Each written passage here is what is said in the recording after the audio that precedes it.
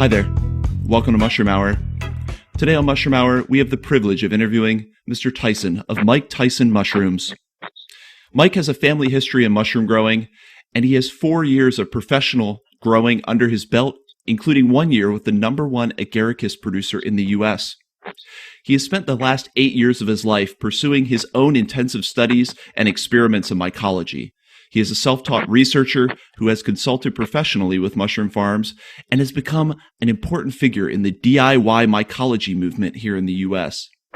In 2015, he created the Reddit Mushroom Growers community, and in 2017 started the Reddit MycoBazaar community. His business, MycTyson Mushrooms, now focuses on developing his own prolific strains of gourmet and medicinal mushrooms for sale to other mycology enthusiasts, cultivators, and small farmers, most notably his lion's mane mushroom. I found him to be incredibly passionate about fungi, generous in the sharing of his knowledge, and he strikes me as someone who is firmly on his path. Mike, great to have you on the show. Hey man, great to be here. It's been a long time coming, I think, for my first podcast.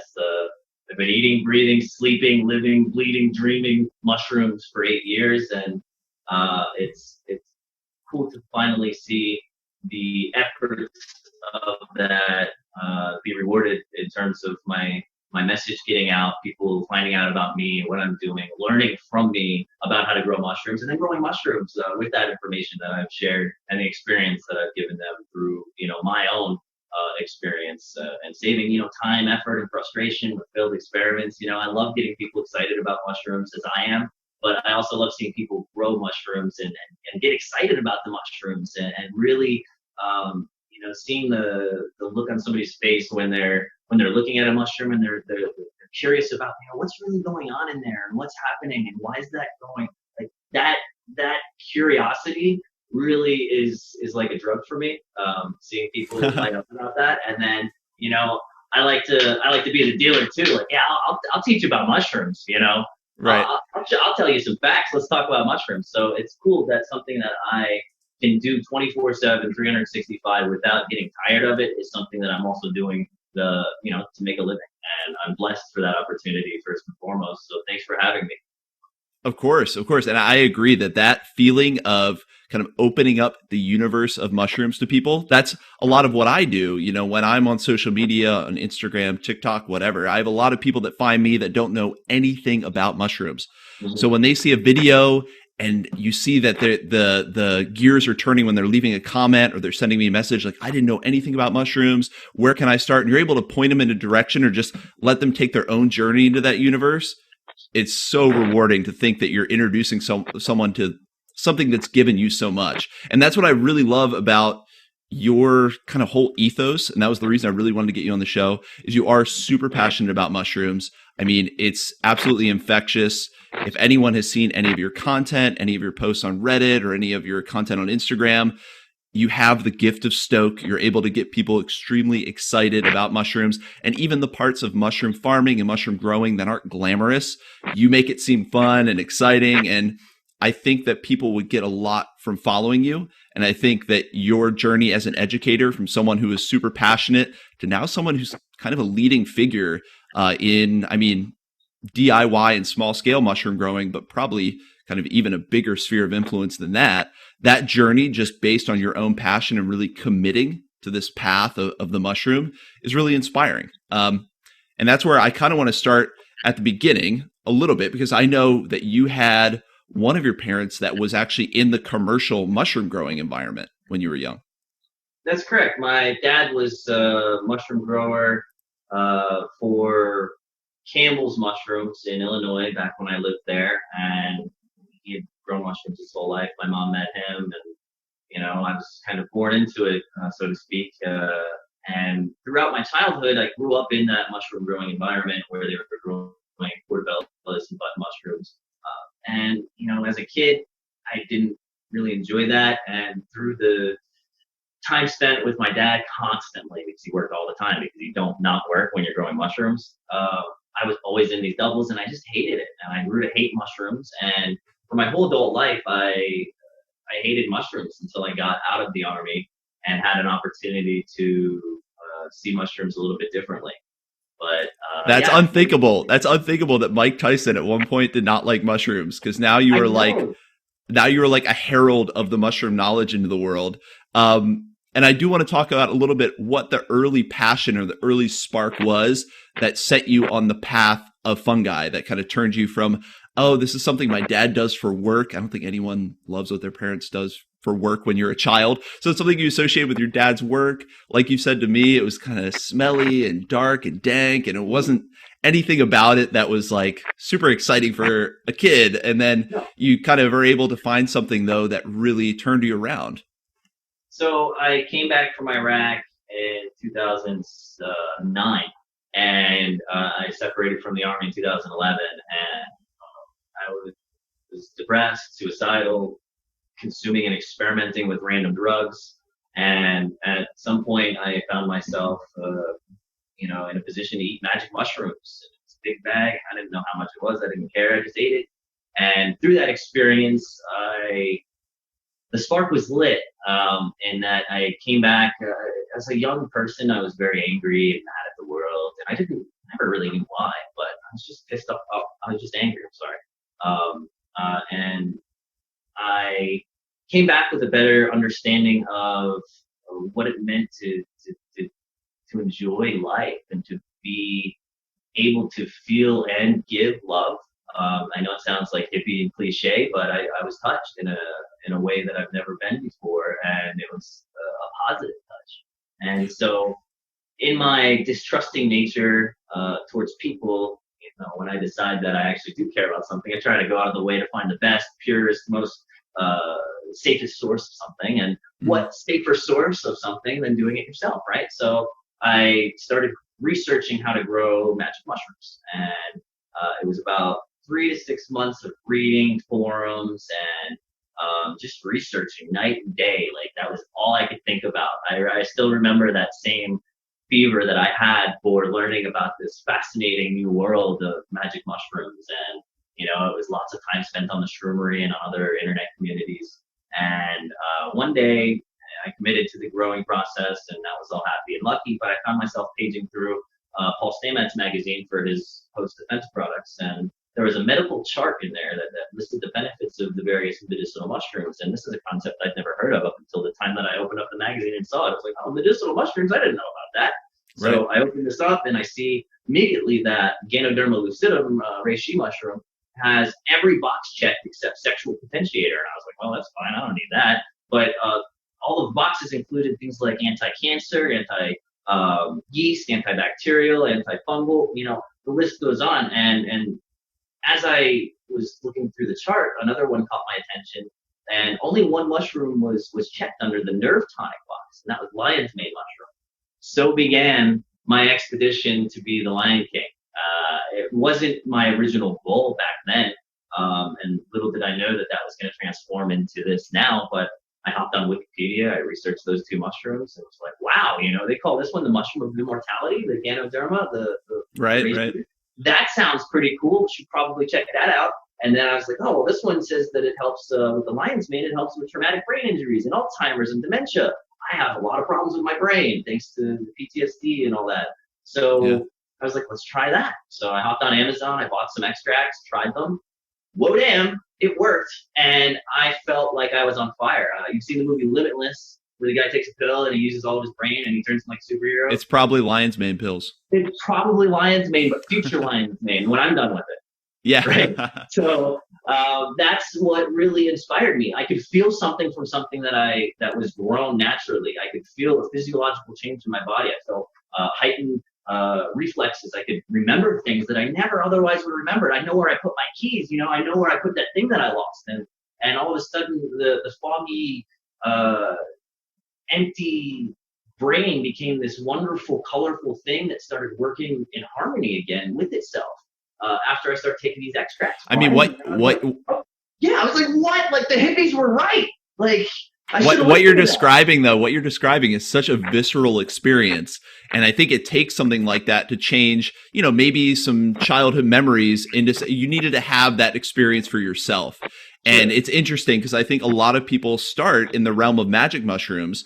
That's where they have that first visceral, potent experience, like you said, where you feel love or you see God for the first time, something so powerful that it just sparks this deep, deep interest in whatever caused that effect. And so to then follow that thread and find other mushrooms like, oh, wait, someone described it, all mushrooms are magical. And then you start realizing that, there are these medicinal mushrooms that are going to have these benefits. And I think that's, such an interesting vector or a powerful vector to take into the interest of mushrooms is I've actually taken these substances and they changed me in a way where I now need to pursue this. Like, I think that's such a powerful way to enter this universe. Now, obviously you're taking mushrooms for, various therapeutic benefits. When did you decide to start growing or start exploring growing your own mushrooms? Maybe aside from psilocybin, when did you decide to start like growing and really getting into DIY mycology? So it was sort of in tandem. As soon as I started my first shotgun fruiting chamber grow with the PF cakes, my dad, saw that I was interested in mushrooms. Obviously, I was asking him a lot of questions, and he brought me home some substrates. He brought me home a shiitake block. He brought me home reishi block, and I was able to fruit them in this makeshift plastic greenhouse that I put together. It was just a plastic shelf. I drilled holes in it so the air could move around. I put a plastic around it, like 4 mil plastic sheeting with tape, and I put like hard drive magnets on it because I was high speed at the time, and I thought I was cool. The hard drive magnets stick, and so I made this really like Frankenstein looking greenhouse, fruited some mushrooms, and once it was as easy as just spray this environment with a bottle and fan it with a newspaper and it works, I was like, this is a lot easier than the magic mushrooms. Let's kind of entertain this from scratch instead of getting the pre-colonized substrate. Let's do it ourselves. And so then began my interest in growing my culture collection. So I turned into Ash Ketchum of the mushroom world. And mushroom Pokemon. I've heard people relate it to that before. Yeah, that's what it feels like. I was on every forum I could, asking everybody to trade with me, and more than that, more people than not were very happy to trade. Oftentimes, entire culture banks. So they'd be like, "Hey, I've got 15 or 20 cultures. You've got 15 or 20 cultures. Let's just swap everything." So it quickly grew out of control. But through that, I've always been somebody to try and make money. I want to make money off of what I like doing. So I was like, well, I can sell these to people.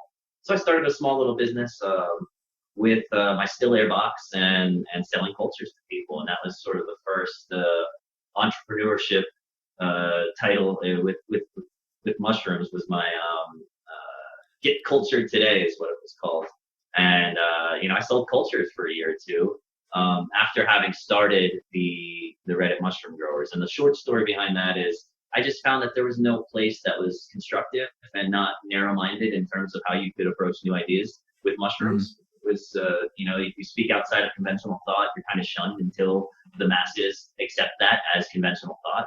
So it was kind of like an interesting place for me to be online with the mushroom community. The conventional ideas that you take magic mushrooms, they help you relieve yourself of some egotistical behavior, and you're kind of a little bit more woke, But in reality, people were kind of arrogant and egotistical in those communities. And I'm not narrowing out one specific community. They all have great people. But in general, new ideas weren't accepted. And I was like, well, we need a place to talk about mushrooms in a different way that will allow the guy who's scared to ask questions because he doesn't want to be berated to allow questions and to engage in discussions with people who do know something and are willing to accept or entertain new ideas simply for the sake of discussion, if nothing else. But that's the environment that I tried to cultivate with the Reddit mushroom growing community. And it really did take off. I think we're at 50,000 people now, which is pretty cool. Wow, that's a huge community. And what you're talking about is dealing with what I like to call the dilemma of the neophyte, which is basically someone who's new to any given study or sector of information, in this case, kingdom fungi, someone who's just getting into it. Where can they go to really get answers to those basic questions? And where can they go to find mentorship that isn't going to look down on them because they are new to it? I mean, at some point, everyone starts new. They are a neophyte to this information. Yeah. So, how can you create a safe space where they can learn and grow and aren't going to be condescended to like by someone who has more experience? Because that's such a narrow-minded view and doesn't really grow the community. And like I was saying at the beginning, it is so rewarding to kind of turn people on to Kingdom Fungi. So, I think people need to create more of those environments where people are allowed to ask questions. They're allowed to be beginners. And I think people who are more experienced, who are helping them, are going to see huge rewards, not only in the feeling of, how good it feels to educate someone, but those people that you start on their journey, you don't know where they're going to end up. They might develop some amazing system or some amazing new tech that you're going to use in the future. So I think it's really important. And I think it's really cool that you kind of address that dilemma of the neophyte, which is like address creating a space where people can come and learn and really become more experienced in kind of a safer environment. Yeah, and learning from the people that have been doing it is the fastest way to shortcut yourself to success and Absolutely doing it supposed to be done. And now it's just, as you are aware, people will, latch onto those new people and sit there and be like, oh, you shouldn't think this and you shouldn't think that. Like, I don't know, what right do you have to be talking down on the new guy as a veteran, somebody who knows, what they're doing?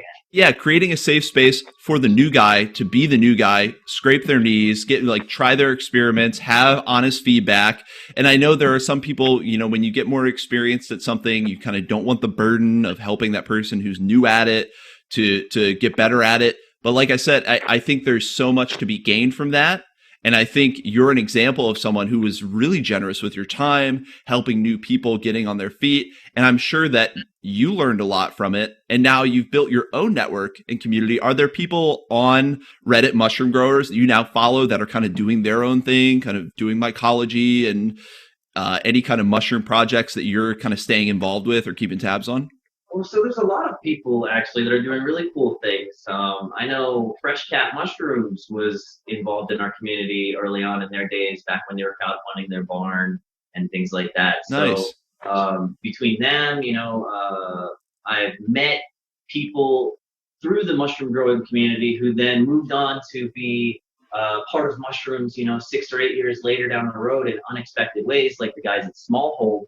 I went to go visit them, and then I was like, oh, wait, I knew you back when I went to go, help this guy out 6 years ago in New York with his mushroom growing thing, when you were still in college. And it's cool how small the mushroom growing world is. And because of that, I think that it's important that we're all able to work together instead of trying to cut each other's throats. And I think that's one thing that does separate my own operation from a lot of other businesses is I want to see everybody who does what I do succeed in the best that they can, because I understand that if they're doing good, there's more customers for me, for them, for everybody. The more people that are growing mushrooms, the more people that are getting excited about mushrooms, the collective market grows and we all grow together.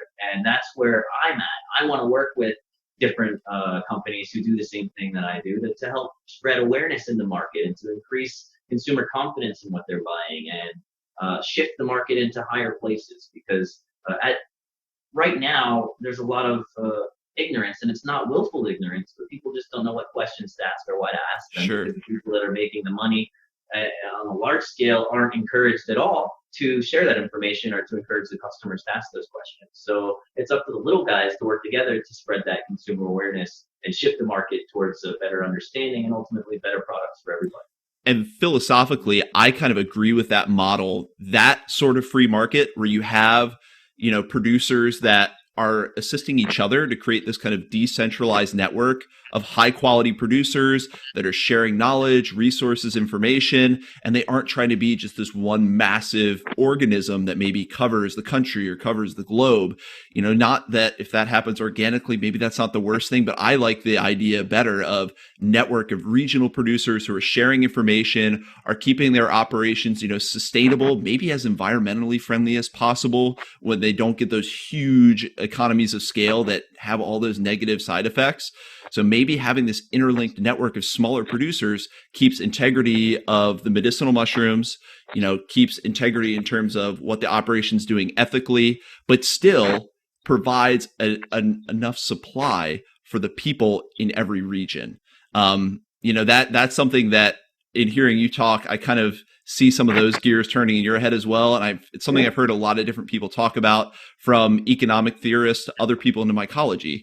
And I think that's more like maybe mimicking how a mushroom is or how fungal networks No, connect. that's what I was just going to say. On the micro and the macro, we scale it out. It looks the same as when we zoom in. And if we can apply that same thought process to, the way business works and work similarly to the successful natural systems in the world, why not? And that seems to do that distributed network produces a higher quality product at the end of the day at a better price, and you're supporting a small operation instead of feeding a money hungry company. For my company, I have set limits. I don't want to make millions of dollars. I don't. I'm not going to lie to you. That's not what I want. I have a set limit financially that I want to be at, and that's the most I want to make. Outside of that, I don't want any of that money. And I Right. think a lot of people and companies struggle to see that skirt. We're pulling the brakes here when it gets to that point, because they just want more and more and more and more. But that's unsustainable. In the Right. long term, that's unsustainable if everybody's doing that. So if we can instead prop up and support independent, smaller operations, it's a win-win-win for everybody involved. It just sucks getting started as a small operation. That's the Yeah. thing. Well, and that's why that kind of cooperative free market environment has so much more potential for doing good than the ultra competitive free market environment. Obviously, there's always a little bit of competition, but just that idea that it's more about cooperating with other producers to kind of get that rising tide going where all ships are getting raised, not one person trying to dominate others. And that I bring all that up because I think that's so much in your philosophy, just from the things I see you write, the things I see you do. You're really supporting a lot of other, small producers, regional producers. And I think that kind of system, that kind of cooperative network is really a tool to kind of change the modern world that we live in. If more free market or capitalism, whatever you want to call it, if more of our interactions economically occur that way through that model, I think that's going to lead to positive change.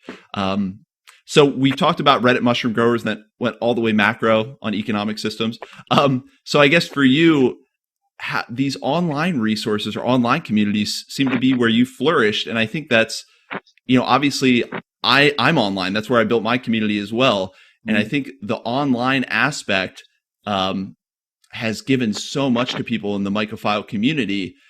And on your end, were there any in-person communities you connected with, or was it mostly like the internet became your gateway to really establishing kind of your greater network of mushroom lovers? That's where I'm at. I don't have much time to leave the house as a mushroom grower, so Right. I take advantage of my upbringing, having a background in technology and using a computer my whole life. I was like, well, this is where I can meet the most amount of people, the fastest, and connect and grow my network the largest. And it was after realizing that there was such a huge interest in mushrooms when you first Google how do I grow mushrooms, 30 different forums, and when I realized that yes, there are these places, but no, there's not one that's right for me. I created my own, and through that, it sort of nurtured into existence a generally happy, awesome community. And now we've met together on a small scale with like the moderation teams and things like that. I've met users in person. I'm considering hiring somebody from the MycoBazaar subreddit as soon as I get things straightened out on my end of the business to do that. But yeah, I've mainly just relied on my own systems that I've put in place in my own communities. Now tapping into Instagram last year was the best thing I could have ever done. It's really skyrocketed me in front of and into the network of many more people that are directly involved in doing the same things that I'm doing. And that's really cool because a lot of doors are opening for me now as I've become established as a mushroom grower and a home growing sort of expert. The potential for the future is really cool, and I'm really excited to see what's happening in the future. Absolutely. And I always ask people kind of if they did get something out of in-person community, if they had digital. But I think what I'm seeing more and more is it's really a blend of both. Wherever you get your foot in the door. For me, I started with in-person communities that really kind of took me by the hand and guided me through how to grow mushrooms and how to forage.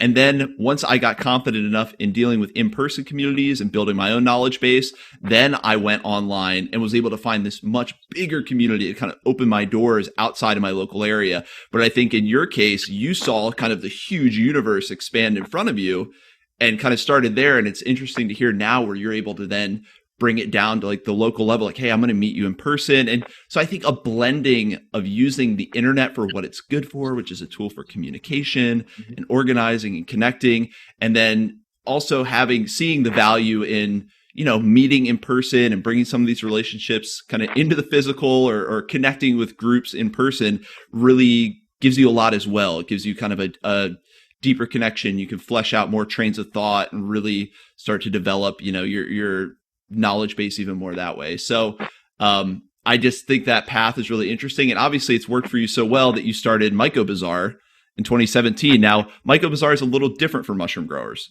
So I didn't want mushroom growers from day one. I knew I was going to sell stuff, but I didn't want mushroom growers to turn into this sort of spam house, where everybody's selling trinkets and goods and stuff. Like, I didn't want that. I wanted it to be an information source. So initially, we had scheduled posts where people could sell stuff on, and that was kind of how I limited that content to specific times and did it as best I could. But eventually I was like, we need a dedicated resource for mushroom supplies, not just spores, because there were a million subreddits for spores, but we needed one that was a general catch-all for anything mushrooms. If you're selling a mushroom farm or mushroom bags or dried mushrooms or mushroom trinkets or mushroom paintings, anything mushrooms, that was the sort of goal for that community. And now we've grown that to about 5,000 people now.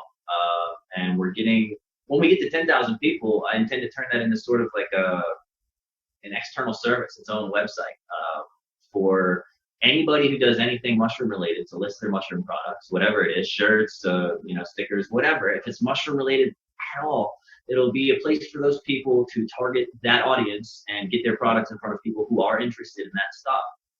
Kind of like Etsy, but for mushrooms. Right. So that's what it sounds like. It sounds like a mushroom Etsy. Long-term goal for that. And we already I have a healthy mailing list. And if you're listening and you've signed up, you haven't heard anything because I don't have anything to say. But I have a healthy mailing list growing, which is really cool because that means that there's a lot of interest from both vendors and from users that just want information about it. So it's going to turn into a full-fledged thing of its own, maybe within the next year or maybe 6 months. But once we hit 10,000 subscribers in there, I'm going to put together a team of people to work on that because I just can't do too much myself anymore. So I'm trying to. I was going to say, unless we get a Mike Tyson clone in there to help you out, you're gonna need to build the team to do all these different projects. So I've got that in the pipeline for MycoBazaar, and that's sort of the role that I wanted to build there too. Is that there is no space.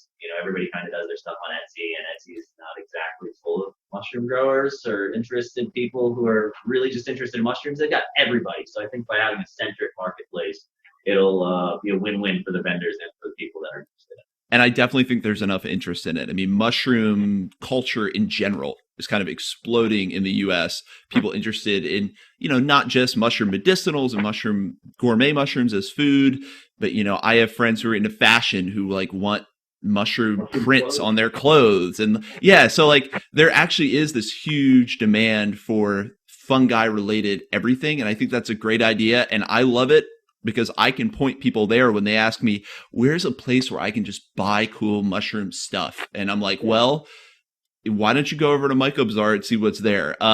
So I think it's great to create a community like that. Now, I know we've talked about online communities. We've talked about DIY mycology.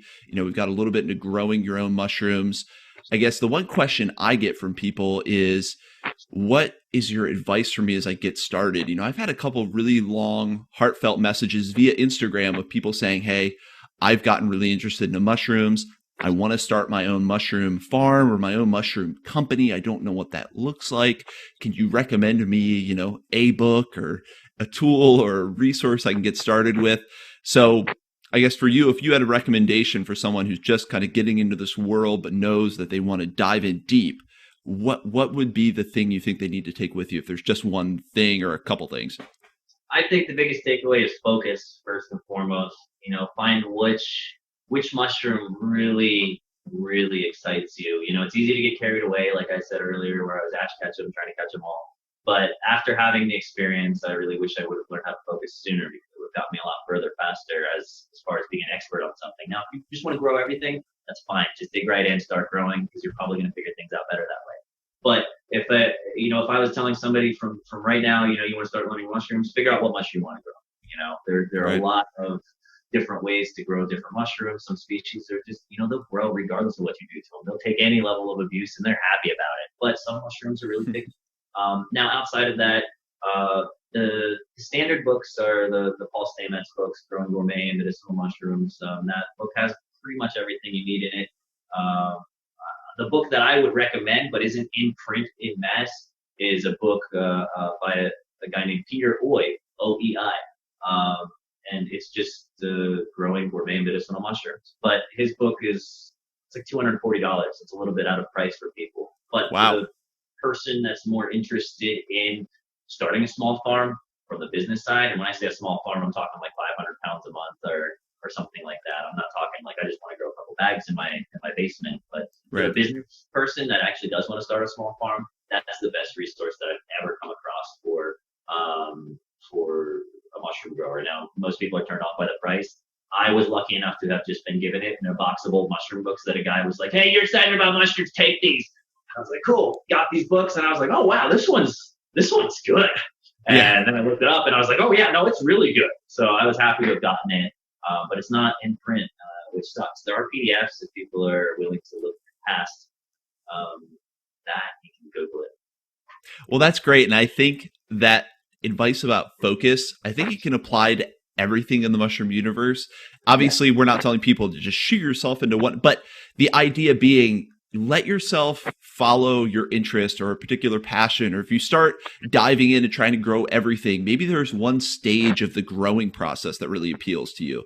Like I know some people love to go out in the wild and culture wild mushrooms onto Petri and kind of grow their culture library. And don't be afraid to, like you started out with, just focus on cultures and don't feel like, oh, now I got to go, get my substrate. I have to inoculate my substrate. Now I have to go I have to build my fruiting chamber. I mean, as you've told me, a lot of commercial mushroom farms don't do that whole process. They kind of specialize in what they specialize in. So don't be afraid to kind of follow what really sparks the most interest as you pursue fungi. For me, it was foraging. And, I tried to do DIY mycology and I was trying to do it in the kitchen of our tiny cottage right now. And I bought this giant flow hood and it really wasn't going to fit. So eventually I just thought, well, I like foraging the most. So why don't I just pursue foraging really intensively and see where that gets me? So yeah, I mean, dive into it all, but don't be afraid to follow the thread that really seems to pique your interest. And like for me, that was the lion's mane.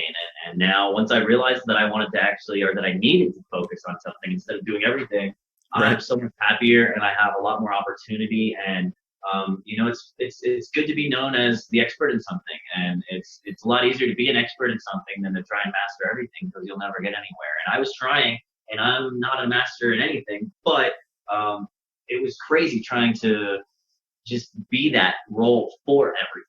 And then instead, going with my heart where my interests lied with the lion's mane, it's been such a much more relaxed ride.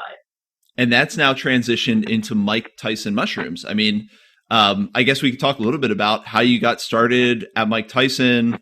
Kind of, I know lion's mane is really your claim to fame. That's what I know you for. Your lion's mane are absolutely beautiful. But I guess how did that get started? And yeah, we can just talk through where you are now and the business and everything. So, when I was on Reddit selling cultures, eventually I needed something new. Everybody started doing cultures, and that wasn't necessarily as good of a moneymaker. So, I was doing some small scale experiments with lion's mane and like Ziploc bags and buckets and stuff that like anybody on any other farm would be like, "Whoa, man, that's wrong." And I was having a lot of good success. When I realized that I kind of had a knack for something that a lot of people weren't able to do themselves. For example, lion's mane is really slow and light growing in most cases. And so people tend to have issues with it, with getting it to full colonization. That's why my kits for the lion's mane are desirable. So because of that sort of difficulty and not seeing anybody else who was really doing it, I thought, well, I can sell these. And I started selling small batches of these kits. And that transitioned from lion's mane into other things like oysters and king oysters and maitake. And I started doing everything because that's what I'm really good at. Dive right in and do everything. Right. But that quickly got to be just crazy and unmanageable once I had success with it after joining Instagram. And so that's where the pressure to focus really came in, on top of my breeding efforts, where I found myself not having a good feeling about the products I was selling because I was selling cultures for mushrooms that I did not breed myself. And, it's just taking somebody else's product, putting my name on it. Here you go. And that's Right. fun. That's what most people do. And that's what is priced into the cost of the culture when you're buying something from like Aloha. That's why they sell it for $300, because there's a lot more that goes into it than just, oh, we're just selling the culture. Here's your slice. It's they're protecting their brand and their investment. So that consideration sort of pushed me into to really focusing on things that I'm doing. And so now I'm doing my breeding program, and eventually I'll start selling my lion's mane cultures.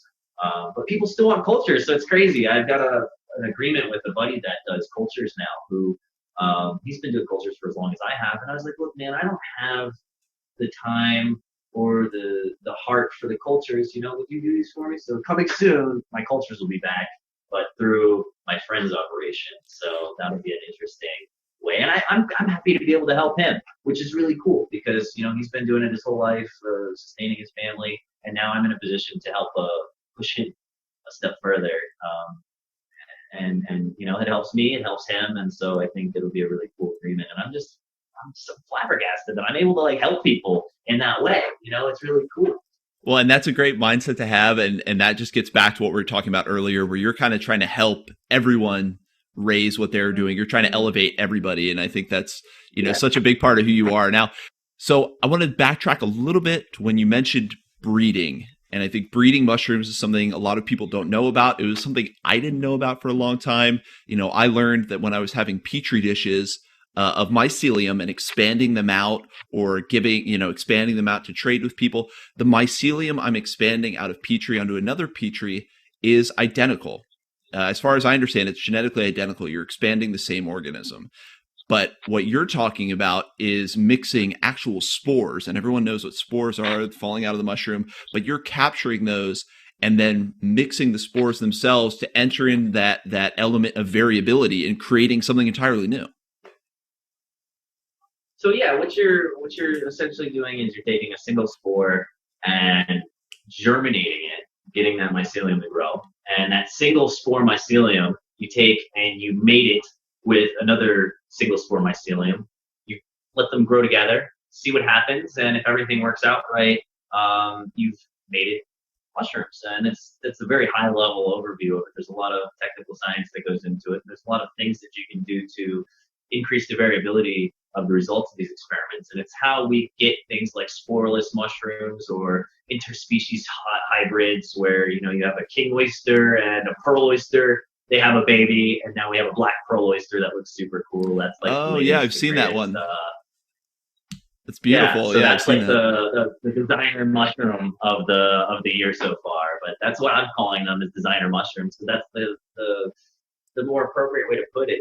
They're just kind of people tinkering around and seeing what happens. And now it takes a lot of work to get there, right? You don't just do it once and then it works and you get results. You have to do these things hundreds of thousands of times to see any results. And it's cool because this is something that's within the realm of capability for the home grower. It's not something Yeah. that requires millions of dollars of equipment.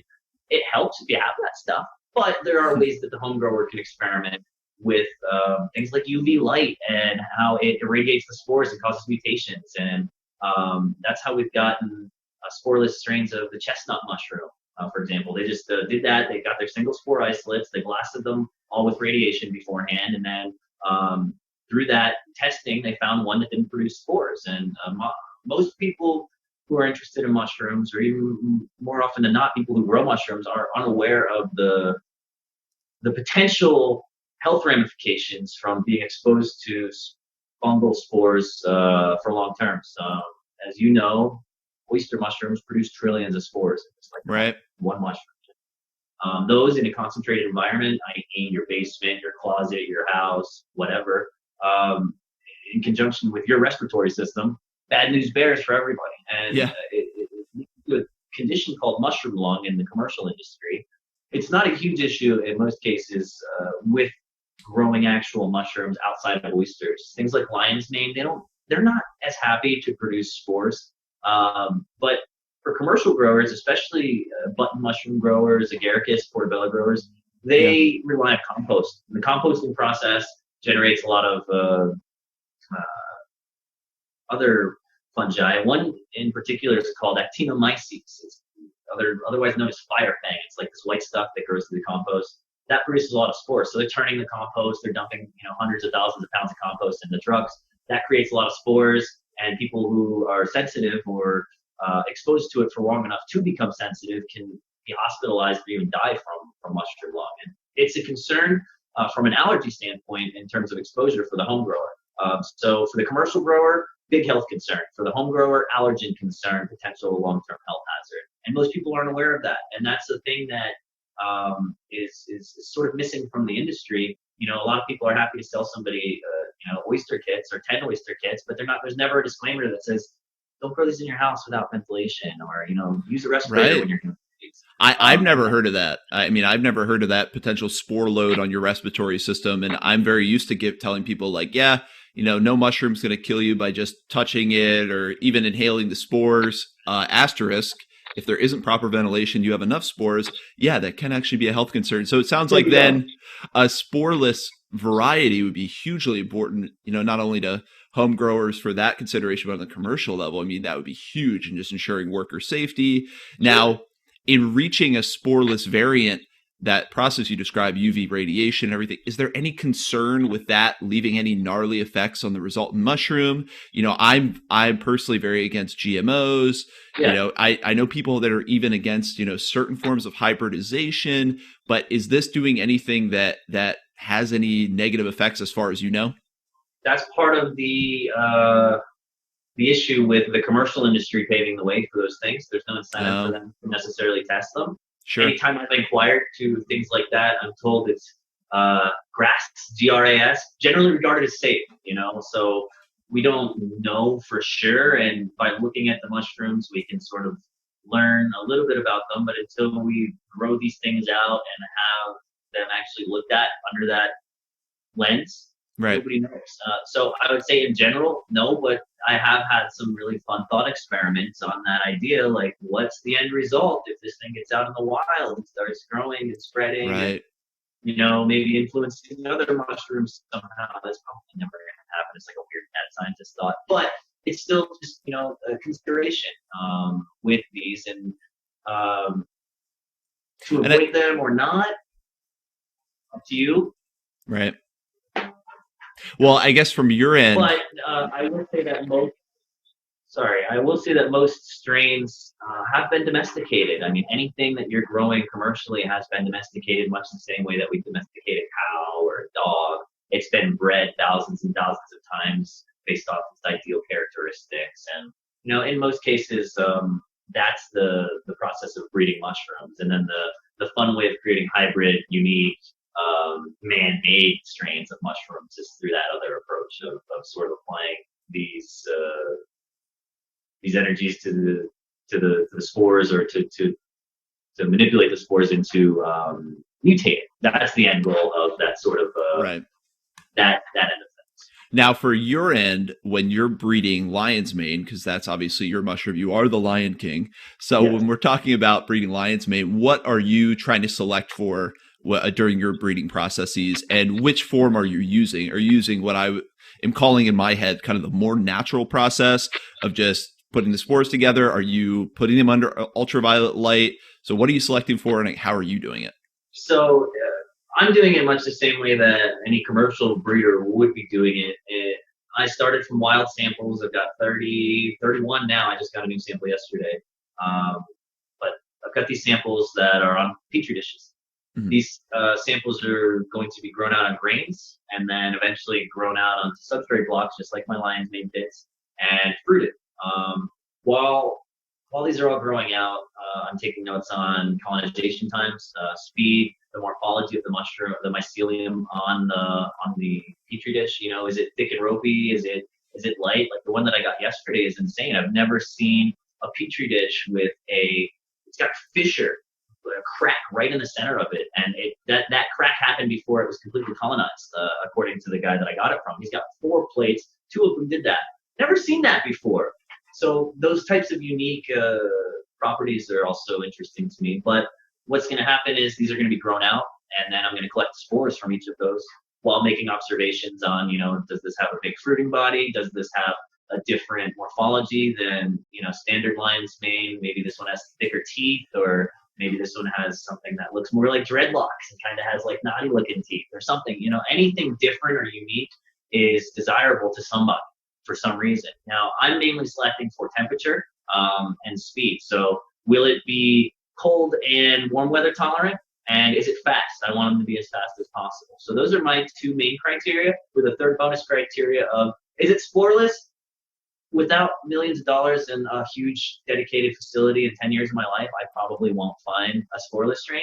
Right. Knowing that out of the from Jump Street, it doesn't discourage me, but it's interesting to me to see what other things I can learn outside of that, and furthermore, the end goal of this research is to hopefully be able to produce strains which have the highest concentrations of the active compounds that we look for, with things like their growth and the brain compounds that the lion's mane mushroom. Well, and I know you're not a doctor, but to do a quick overview, I did a little reading before this interview, of course. I got to be prepped. Sure. But I read about polysaccharides and polypeptides that kind of enhance the immune system and inhibit cancer growth. Triterpenes. I've also read about cyathin derivatives that can stimulate the nerve growth. So I'm going to include with this podcast different resources where people can research more. But for you, is there any good reference point for people on the medicinal properties of lion's mane? Any book or any resource online? So there's a lot of scientific literature to read, and that's unfortunately inaccessible to most people. I still struggle to understand a lot of it, but through the years I've read enough of it to kind of make sense of some of it. And I have people that I can ask when I have questions otherwise. But what I did was I signed up for Google Scholar Alerts. I don't know if you're familiar with Google Scholar, but it's a search feature of Google that will allow you to be up to date on articles that are being published on certain subjects that are interesting to you. Like I just found out through Google Scholar maybe 3 or 4 weeks ago that there was a new species of lion's mane or Hericium discovered in Africa. I don't remember the exact scientific name, but like that's huge. Didn't know that we're still finding new Hericiums. That's really cool. I want to get my hands on it. If anybody can help me out, let me know. But that is how I find the most up-to-date information, because I get a daily report of articles that are being published from the scientists that are doing them, from the researchers that are doing them. And that's so a true. But if you're interested and you're really excited about it, I recommend you just start reading stuff. Even if you don't understand it, you can Google it and start to grow and understand it, because the low level or the high level overviews don't do a good enough job of really demonstrating to somebody who's skeptical what the mushrooms can actually do and how they might work. And that's where I think a lot of people get hung up, is the information might be too obtuse to understand, and there's not a way for them to really correlate this really complex, abstract scientific paper to their interest. So that sucks, and it's not a really good answer, but there isn't one resource that comes to mind. It's the compile the cumulative effects of all of these research paper together that really pushes my understanding further. And I'll recommend people to Fungal Pharmacy, which is a great reference book for basically any medicinal mushroom. Forgetting the gentleman's name who wrote it right now, but it's absolutely a thick tome. It does have a good bit about Hericium, about lion's mane in there. But yeah, I think what you're talking about is going on Google Scholar and really digging deeper into kind of that compendium of collective knowledge and scientific papers, and probably some of the newest information as well that's coming out on lion's mane, to really get the full spectrum of what the effects are. And I'm sure that we're still discovering things even now. I mean, if we're discovering new strains, I'm sure that we're still doing research and discovering new properties even now. We've reviewed kind of your business where it stands now. This is all really interesting as we're diving into lion's mane and breeding and your knowledge about mycology. It's pretty obvious. We could do like 5 more podcasts. But just in the interest of trying to keep this within a framework of about an hour, I want to move now to like the future plans. And this is another huge area for you, but the future plans with MycTyson and then some of the other work you're doing, because I was reading your website about helping developing countries establish mushroom farms, maybe even writing a book. So what's next? So what's next? Actually, the book comes first. The book it goes in tandem with my breeding program to one, provide a finite, tangible resource for somebody that's going to be interested in lion's mane. There's no book that says, "Hey, this is how you grow lion's mane." There's books that say this is how you grow gourmet mushrooms, and lion's mane is one of them. But there's not a comprehensive resource dedicated to lion's mane. So to add some icing on top of that, I'm also including information on how to create your own hybrid strains at home, as somebody who just wants to dig in and kind of get that mad scientist vibe going on. So with that, I'm hoping to have built my brand to a large enough point that I can have enough cash flow to go help people like my friend Raymond in Kenya. I've known him for 6 or 8 years now.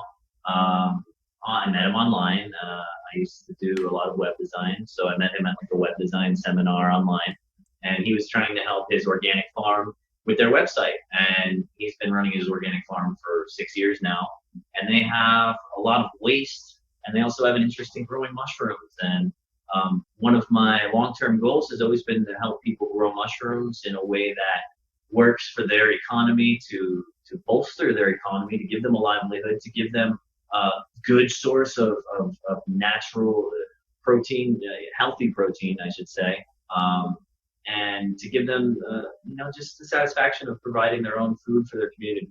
And Raymond is, it took me a while to actually like have the dots connect and go, oh, I should ask Raymond if he wants to grow mushrooms. And when I spoke to him, we had a beautiful conversation about his dreams that he's always had to grow mushrooms. So it's like this awesome symbiosis to have this guy that I never really thought I would really talk to again outside of that web design thing, to go, hey man, I know we talked 6 years ago or whatever, but you think you'd like to grow mushrooms sometime? And yeah, that's been my dream. So that was cool. And once I get that formula sort of worked out, I'd like to copy and paste it to other people in other situations in other countries, to take something that they're throwing away or composting and not really thinking about it again, and turning it into another value-added product and doing that for free. And then my goal is to buy that product from them, to give them that guaranteed revenue stream, so they don't have to worry about, where am I going to sell this, and hopefully get them to the point where they're independent enough to not need to sell me mushrooms or my company or whatever's going on, but to be big enough to support themselves. And that would be like the hugest happy fuzzy feeling in my heart, to be able to do that for somebody with something that I love. And that's what really my altruistic dreams are. If I had all the money in the world and I could do that right now, like everybody would be growing mushrooms and they'd all be doing it for free. But that's unrealistic, and we need to have certain realistic ways to get that done. So my short-term, long-term rough plan for that is to just give them loans, loan them, teach them, go there, teach them how to do it, loan them the money, give them the resources that they need to be successful, get them growing, then buy the product. And I don't see how that couldn't work for everybody's best interests in a positive way. So that's one of the long-term goals for me that is becoming closer and closer to a reality. It's really cool to actually see that inch closer to not just being some dream that I have, to being something that I can go touch and see and help with. So, things like this podcast are helping me get to that point. And every step of the way, I'm blessed with help by, from people like you, or whether it's professional mycologists who I'm now friends with, people who have doctorate degrees in this stuff. Like I'm friends friends with those people, and it's cool because the world has kind of opened up for me to do that, and I feel very lucky and blessed to be able to recognize that and not take it for granted too. So like, thank you for your efforts that are helping to get me closer to that goal. Oh, the pleasure's all mine. And I think what you just talked about there is super inspiring. I think mushrooms are one of those kind of engines of economic growth that really don't have some of those downsides that we may associate with other industries that try to get established, in developing countries or other countries. And, there are negative externalities from a lot of these things. But like you said, with mushrooms, you're growing it on things you'd otherwise throw away. The outputs are not poisonous chemicals. They're, edible food or compostable used substrate. So it's a super promising engine of economic growth, especially as demand just continues to grow and grow and grow for gourmet and medicinal mushrooms. And I think that, a big part of what I do is to learn from people like you, to connect and promote people like you who are really doing not only positive things in the world beyond just what you're providing economically in that exchange, but you really have a bigger goal. And so for me, seriously, the pleasure is all mine. So obviously that's a huge future you've got laid out for you. It's going to be really exciting to follow your journey. And I think one of my big takeaways from your story is just have that passion or that stoke. I mean, whatever it is, but in this case, if you're into mushrooms, there is so much to explore and so many opportunities, and the resources you need will avail themselves to you if you kind of stay committed, do things. I like to believe, do things for the right reasons, have the right ethics behind it. You'll find all these resources coming to your aid to make things happen. And I think you're like a poster child of that, into now where this passion, this hobby has turned into this day job that's going to turn into something much bigger. If I have any feeling, this is going to turn into something huge for you. So I'm really excited to watch it develop. Now, as we wrap up here, where can people find you? Where can people reach out to you, connect with you, get your grow kits? Where's the hub where everyone can contact you? Everything happens on MycTyson.com. That's MycTyson.com. But I'm on YouTube, I'm on Reddit, I'm on Instagram. I'm very approachable. If you have any questions, any inclination about growing or cultivating mushrooms in any way, let me know. I'm more than happy to help. I don't identify mushrooms. That's a mycologist's job, or a taxonomist job. I don't feel like that's something that I'm prepared to discuss. But anything related to growing mushrooms, any interest, any idea, whether you think it's a good idea or a bad idea, I'd love to talk to you and help you get just as excited about mushrooms as I am. Because I don't know, when people look at a mushroom and they get excited, I think that there's something special that's really going on in their brain, and they're getting connected to the world in a more personal way than otherwise. Like you can't really get that same excitement from growing mushrooms, from growing a plant or like putting a tree in your yard or anything. This weird amorphous like alien thing is growing in your little fruiting chamber, and you get to watch it mature practically overnight. It's really fascinating and exciting, and I think it inspires a lot of people to think about mushrooms in a different way. And there's a lot of evidence that suggests that mushrooms were the initial terraformers of our planet, and we should all be thanking fungi for giving us the world, or making the world hospitable. So from terraforming the planet, I agree that fungi probably have some internal fascination with us on a subconscious level where we can't help but be amazed by them. And I think it makes us take them in on a cellular level, and probably inspires us to do what you're doing, which is inoculate people's brains. And I'm convinced we're going to do some research someday that's going to find that fungi has like a cordyceps-like effect on humans too, and we just don't even realize it. And that's what's making us spread the knowledge between us. And I think you're probably one of the most effective channels of that mushroom knowledge and getting people stoked. And that's why I've loved talking with you and having you on, man. So, hey, thank you for taking the time, Mike. I know you're really busy. It was a lot to schedule and get it, the technology, everything. And I'm just so happy we made it happen. So thank you so much for coming on. Hey, man, pleasure to be here. And I appreciate you helping me to colonize the planet, if you will.